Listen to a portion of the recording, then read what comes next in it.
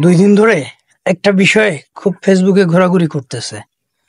সেটা হয়েছে গিয়া, ইন্ডিয়ার সাথে যেদিন বাংলাদেশের ম্যাচটা ছিল, ওদিন সকালে তাসকিন আহমেদ নাকি ঘুম থেকেই ওঠে নাই।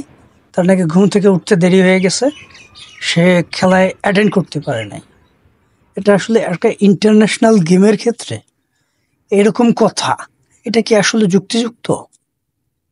এই কথাটা আসছে থেকে, কে বলছে, এটা সঠিক তথ্য বা সূত্র এখনো আমার কাছে নাই। তবে আমি একজন কন্টেন্ট ক্রিয়েটরের, স্পোর্টস জার্নালিস্টের ভিডিও থেকে এই নিউজগুলো পাইলাম। আসলে কি এটা যুক্তিসঙ্গত?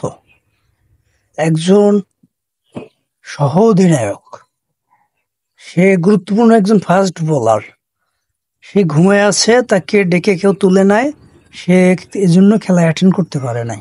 মানে এটা কি পাড়ার ক্রিকেট? এ ধরনের কথা বললে মানুষ বিব্রত হয়। দায়িত্বপ্রাপ্ত যারা ছিল তারা ওখানে ছিল না, তারা এই বিষয়টা দেখে নাই। এখানে ক্যাপ্টেন আছে, কোচ আছে, টিমের তো আরও লোকজন থাকে। আপনারা যখন বিদেশে একটা ট্যুর দিতে যান, আপনারা তো বস্তা বস্তা মানুষ চলে যান বিদেশে। সেক্ষেত্রে একজন টিমের গুরুত্বপূর্ণ বলার ঘুমিয়ে আছে আর আপনারা টিম নিয়ে মাঠে নামছেন। অযৌক্তিক কথাবার্তা বলে আর বিব্রতি ছড়াইয়েন না। খেলতে পারেন না, হারছেন। আপনাদের গেম প্ল্যান ছিল স্পিন নিয়ে খেলার, ইন্ডিয়ার সাথে স্পিন নিয়েই খেলছেন। এখন উদয় দায়সারা ভাব দেখাইয়া তাসকিনরে ঘুমাই রয়েছে, এগুলো বইলা শুধু শুধু মিডিয়া গরম করা যায়।